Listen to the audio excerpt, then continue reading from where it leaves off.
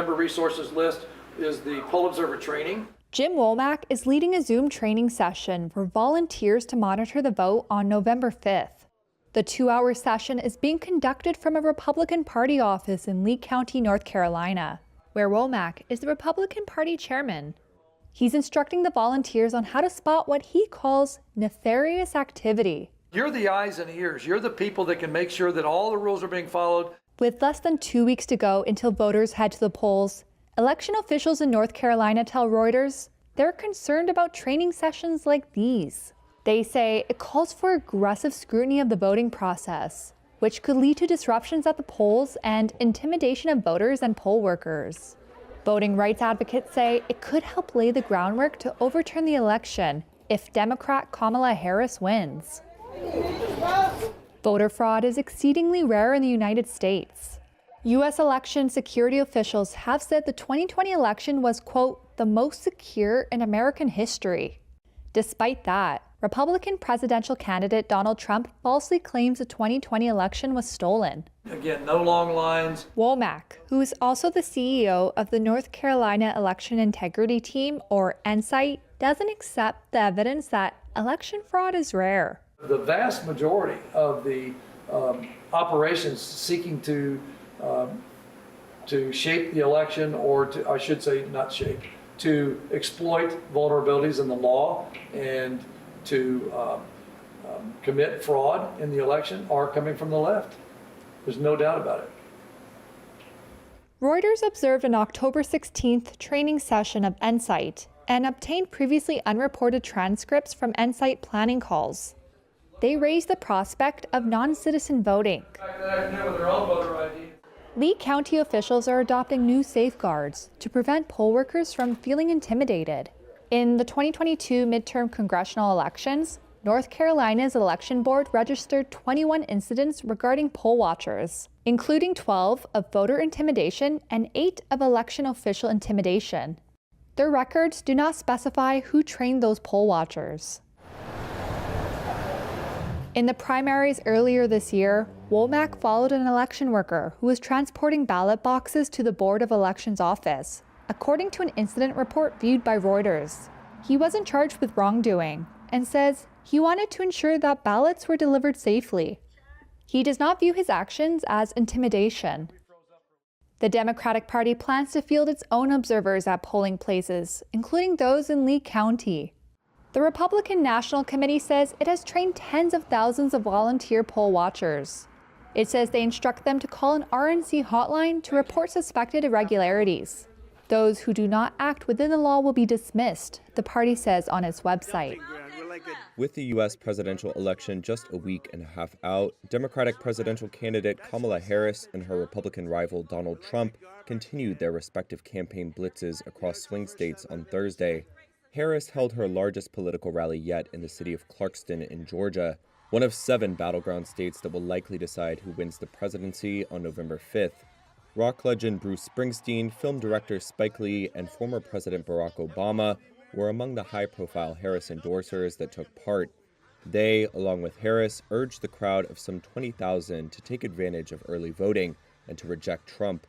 What I cannot understand is why anybody would think that Donald Trump will shake things up in a way that is good for you, because there is absolutely no evidence that this man thinks about anybody but himself.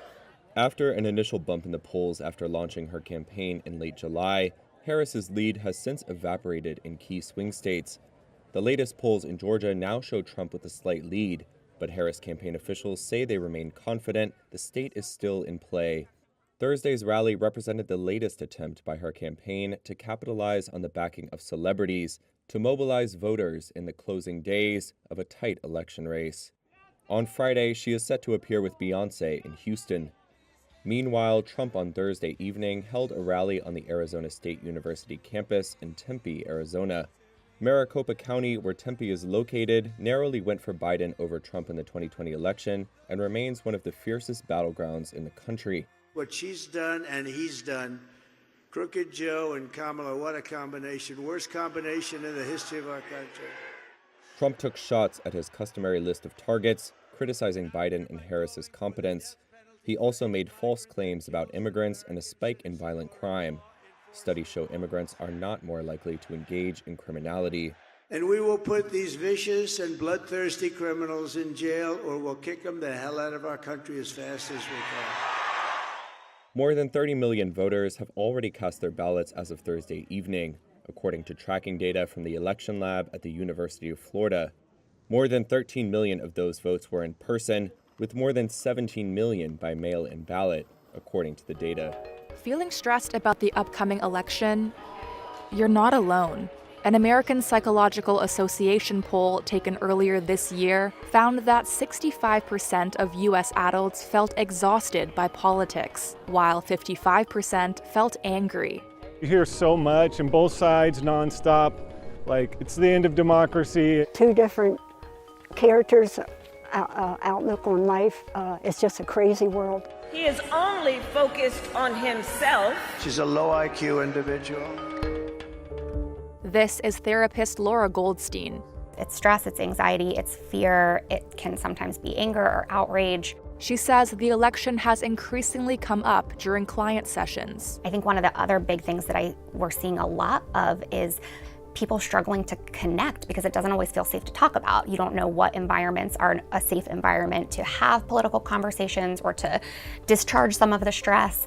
Carrie Jarvie is a mental health counselor. Yeah, if someone's experiencing stress leading up to this election cycle, it starts with reflecting on what is my level of media consumption? Has it reached the point where it's not helpful anymore? He says people suffering from election anxiety should seek activities that decrease interaction from the media. What are the things that make you feel like yourself? Like surfing or going on a trail. Election-wise, yeah, no one talks election. This is a good release to be out in nature. In 2020, media outlets weren't able to declare the winner for 4 days after the election. And this year, we expect it's going to take even longer. Polls are showing that this is likely to be one of the closest elections in U.S. history between Donald Trump and Kamala Harris. There are 7 states that are considered battlegrounds. Every single one of those states is essentially tied, according to the polls, with very small margins in one direction or the other. There are a lot of people who vote by mail. That's a trend that's accelerated since the pandemic. In Pennsylvania, the most important swing state by consensus, almost 2 million voters have requested mail ballots. And mail ballots take longer to count. In a couple of the swing states, particularly Pennsylvania and Wisconsin, state law doesn't allow election officials to touch those votes until Election Day. So once Election Day comes, that's when they start checking the envelopes to make sure that they've been properly sealed, checking signatures to make sure that they match what's on file, making sure that the voter's name matches registration. And only after they've done all of those things, all of which takes time, can they then finally tabulate those ballots and add them to the count. Even in states like Arizona and Nevada, where workers are allowed to start processing and tabulating mail ballots before Election Day occurs, it still takes a really long time just because of the sheer volume. So in both those states, a majority of voters vote by mail. So because of a host of reasons, the historic closeness of the election, the number of mail ballots that voters are using to cast their votes, and the different procedures that these various battleground states use to tabulate those votes after Election Day, all of those are going to contribute to what's going to be a long time before we can actually say who won this election. Japan's ruling Liberal Democratic Party may lose its dominance after Sunday's parliamentary election, throwing the country into uncertainty in the face of growing tensions with China and rising inflation. The conservative LDP has been in government for almost all of Japan's post-war era, and since 2012 has a majority in the lower house of parliament. It rules in coalition with a smaller party called Komeito, which it depends on to control the less powerful upper house. That could change, as an opinion poll in the Asahi Shimbun Monday suggests. The party could lose as many as 50 of its 247 seats in the lower chamber. The poll says Komeito could slip to fewer than 30 seats, putting the coalition below the 233 needed for a majority. Another poll by public broadcaster NHK Monday found support for Prime Minister Shigeru Ishiba's cabinet dropped to 41% from 44% a week ago. It may be explained in part by public anger the LDP faces over a political funding scandal and the rising cost of living in Japan. And Jeffrey Hall, a lecturer at the Kanda Institute of International Studies in Tokyo, says voters aren't convinced by Ishiba's half measures to reform the party. The LDP hasn't really done much to deal with the scandals. They've self-investigated, issued very weak punishments on their own members. This would be a major blow to Prime Minister Ishiba, who's been trying to tell the public that he's trying to restore trust in the LDP, reform his party. He'll be considerably weakened as a leader. His party will be weakened in the policies that it particularly wants to focus on, because bringing in a coalition partner will cause them to have to make certain compromises with that party, whatever party it may be. The LDP will need at least one other partner if it loses its majority. That may include the Democratic Party for the People, which had 7 lower house lawmakers going into the election and advocates for lower taxes. There's also the Conservative Japan Innovation Party, which is defending 44 seats with a pledge of tougher donation rules to clean up politics. But those would mean policy clashes, such as the DPP wanting to halve Japan's 10% national sales tax and cut income tax, which his party does not support. And it could complicate the Bank of Japan's efforts to unwind decades of monetary stimulus.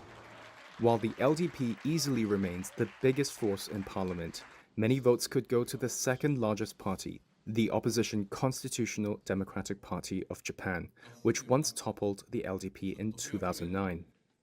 The center-left CDPJ could try to cobble together an administration from a patchwork of opposition parties. But experts say it would be very challenging because their views don't align with many opposition parties, and that regardless of who wins, Japan likely faces political instability ahead. This is the aftermath of a deadly Israeli strike on a school in Gaza Thursday. More than a dozen people were killed, including children, according to a local hospital. It was where people displaced by the fighting were sheltering. This eyewitness says he heard the strike. He says the people coming out of the building were, quote, all cut up, arms and legs separate. The Israeli military said it had hit a Hamas command and control center embedded in a former school. There had been hopes that the killing of Hamas's leader Yahya Sinwar last week might provide an opening to end the fighting. But Israel is pushing on with intensive operations in northern Gaza. U.S. Secretary of State Antony Blinken is in the Middle East this week in hopes of reviving ceasefire talks. He was in Doha Thursday and spoke at a news conference with Qatar's prime minister. We had an opportunity today to talk about the way forward on the effort to bring the hostages home and to get a ceasefire. Partly this involves an assessment of exactly where Hamas stands in the wake of the death of Sinwar. We talked about that. We talked about options to capitalize on this moment and next steps to move the process forward. And I anticipate that our negotiators will be getting together in the coming days. As the war moves into its second year, the death toll from the Israeli campaign in Gaza is approaching 43,000.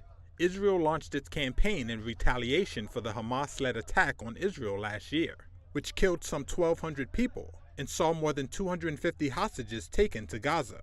It has said it will continue until Hamas is dismantled completely and the hostages return. A new UN report warns that the world faces catastrophic climate consequences under current policies. It says the world is on a path to warm more than 3 degrees Celsius, or 5.4 degrees Fahrenheit, by the end of the century. That's double the 1.5 degrees Celsius cap that countries agreed to in Paris nearly a decade ago. Here's UN Secretary General Antonio Guterres. We are teetering on a planetary tightrope. The emissions gap is not an abstract notion. There is a direct link between increasing emissions and increasingly frequent and intense climate disasters.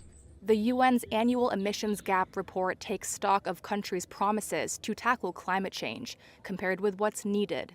It suggests nations must collectively cut emissions by about half in the coming decade, a target seen as likely out of reach. The world has currently warmed by about 1.3 degrees.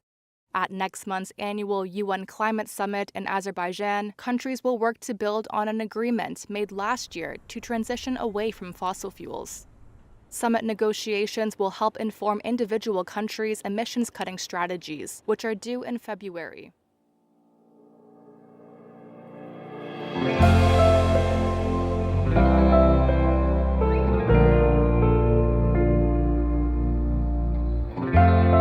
The Nasdaq and S&P 500 gained on Thursday, driven by Tesla's positive earnings forecast and despite other mixed corporate results. The Dow dipped 0.33%, the S&P added 0.2%, and the Nasdaq climbed 0.75%. The yield on the benchmark 10-year Treasury note eased from a 3-month high as traders reassess their bets on the Federal Reserve's path of rate cuts. Robert Conzo is CEO and Managing Director of the Wealth Alliance. So what's the real question now? The real question is the Fed going to keep cutting rates?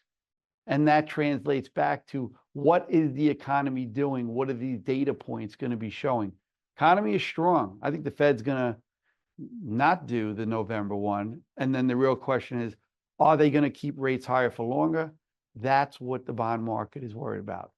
In earnings news, shares of Tesla posted their biggest single-day gain in over a decade, rising nearly 22% after the EV maker reported a robust quarterly profit and surprised investors with a prediction of 20 to 30% sales growth next year. Shares of Southwest Airlines lost 5.5% after earnings and after the company reached an agreement with activist investor Elliott Investment Management. UPS shares gained more than 5% after the parcel service provider reported a rise in third-quarter profit on rebounding volumes and cost cuts. And shares of Boeing fell after factory workers voted to reject a contract offer and continue a more than 5-week-long strike. The stock is down roughly 38% year-to-date. Business activity across the Eurozone has stalled again this month. That's according to a closely watched survey, the Purchasing Managers' Index. Activity remained contracted as demand from both home and abroad fell, despite firms barely increasing prices. The PMI reading was slightly up in October at 49.7 from September's 49.6. But for the second straight month, it remained below the 50 mark, which separates growth from contraction. It also came in lower than analysts' expectations, with one remarking that the PMI's slight increase from September came from an easing contraction in manufacturing. But that was, quote, hardly something to cheer about. Business activity in Germany, Europe's largest economy, shrank in October, but less steeply than in September, according to its PMI. In France, the dominant services sector contracted at its sharpest rate in 7 months, dragged down by sluggish new orders. The PMI for Britain, outside the European Union, showed businesses reported their slowest growth in 11 months. Also, hiring shrank for the first time this year, as uncertainty ahead of the Labour government's first budget dampened confidence. US rivals of McDonald's also pulled onions from their menus Thursday after the vegetable was named the likely source of an E. coli outbreak at some McDonald's restaurants. They include Burger King as well as Yum Brands, which operates Taco Bell, Pizza Hut, and KFC. The latter said it removed onions from some restaurants out of an abundance of caution. The E. coli outbreak at McDonald's has killed at least one person and sickened nearly 50 others across the US West and Midwest. The U.S. Food and Drug Administration on Thursday confirmed that Taylor Farms was the supplier for the affected McDonald's locations. The company has recalled yellow onions produced in a Colorado facility, according to a recall memo on Wednesday by U.S. Foods. In the aftermath of the outbreak, some people Reuters spoke to in Washington, D.C. were avoiding the hamburgers.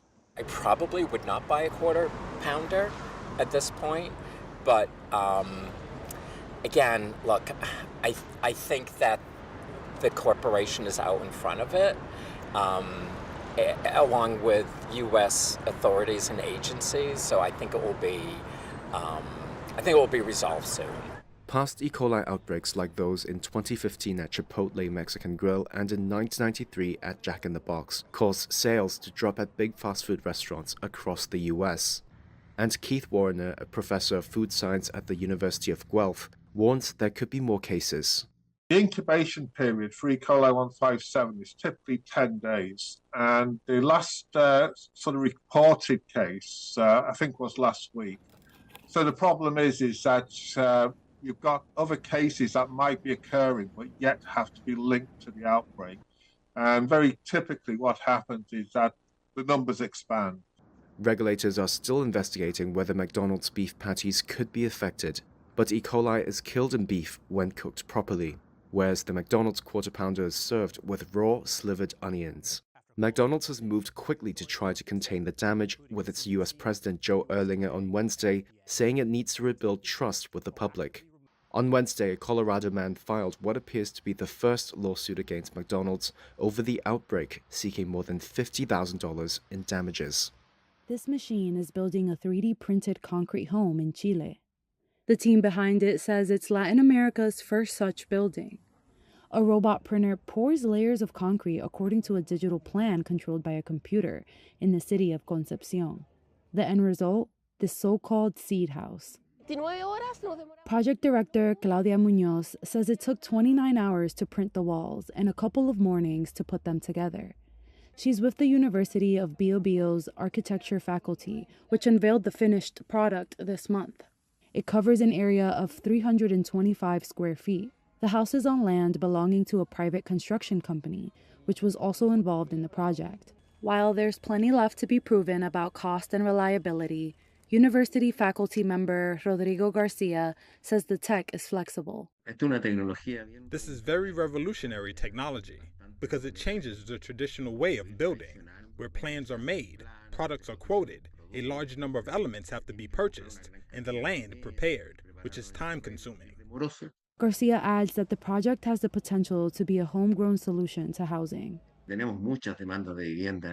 have many housing demands in Latin America, and we are used to importing things. Standard solutions often come from other countries. The interesting thing here is how a private company, a public university, and state funds have come together to address this complex change to our Chilean reality, earthquakes in our variety of climates.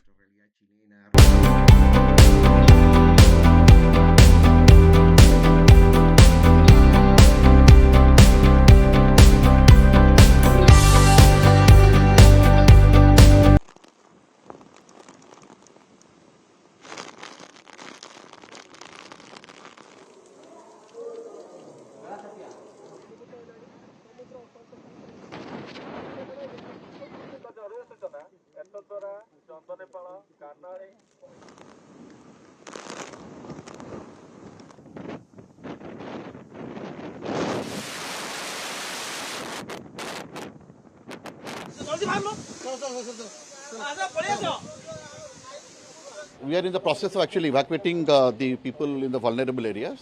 The BDO is also here with me, and with the help of police also we are doing it.